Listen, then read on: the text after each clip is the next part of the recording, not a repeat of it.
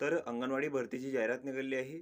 तर या भरतीची संपूर्ण माहिती आपण या व्हिडिओमध्ये पाहणार आहोत. तर हा व्हिडिओ तुम्ही शेवटपर्यंत पहा. तर इथं बघू शकता बालविकास प्रकल्प अधिकारी नागरी जिल्हा सांगली कडील आपल्या नगरपालिका किंवा नगर परिषद किंवा नगरपंचायत अंतर्गत येणाऱ्या नमूद अंगणवाडी केंद्रासाठी रिक्त मदतनीस यांची नियुक्ती करायची आहे आणि त्यासाठी इथं पात्र उमेदवारांकडून अर्ज मागवण्यात आलेले आहे. तर इथं नगरपालिका किंवा नगर परिषद किंवा नगरपंचायतीचे नाव दिलेले आहे. तसेच अंगणवाडी क्रमांक इथे दिलेला आहे आणि रिक्त पदाचे नाव इथे दिलेले आहे. तर यामधील जी गावे आहेत तर ती आहे कडेगाव, तसेच कवठे महाकाळ, तसेच खानापूर, जत, पलूस, शिराळा.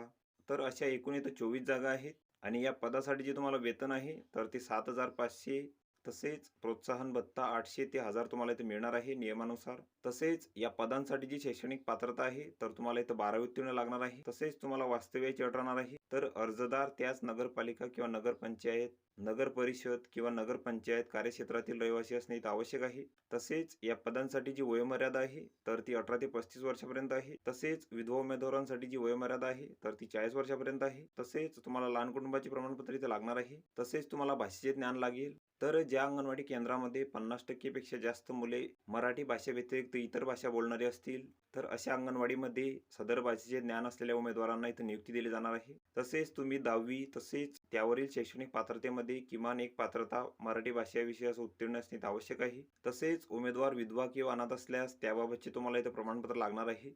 तसेच या पदांसाठी तुमची जी निवड आहे तर प्राप्त अर्जानुसार उमेदवारांची प्राथमिक यादी, शैक्षणिक पात्रता तसेच जात व अपत्याबाबत आवश्यक प्रमाणपत्र तर याद्वारे इथं तयार केली जाणार आहे. ही यादी कार्यालयाच्या नोटीस बोर्डावर इथं लावण्यात येणार आहे. त्यानंतर हा भरतीसाठी अर्जाचा नमुना इथे दिलेला आहे. तर हा संपूर्ण अर्ज तुम्ही इथं भरून घ्यायचा आहे. इथं तुमचा फोटो चिपकवायचा आहे. इथं तुमची संपूर्ण माहिती भरायची आहे. त्यानंतर इथं तुमची शैक्षणिक माहिती भरायची आहे. अनुभव असल्यास त्याची माहिती तुम्ही इथं भरायची आहे. त्यानंतर हे लहान कुटुंबाचे प्रमाणपत्र आहे हे पण तुम्ही इथं भरून घ्यायचे आहे.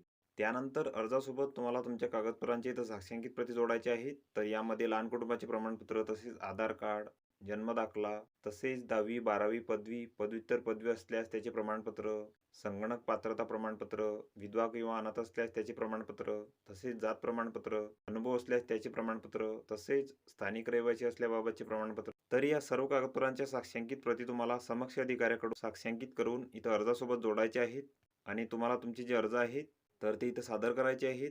माननीय बालविकास प्रकल्प अधिकारी नागरी वर्ग 1 जिल्हा सांगली यांचे कार्यालय श्री खंडोबा मंदिर समोर Jijamata housing society, Warnali road, Vishrambag, Sangli.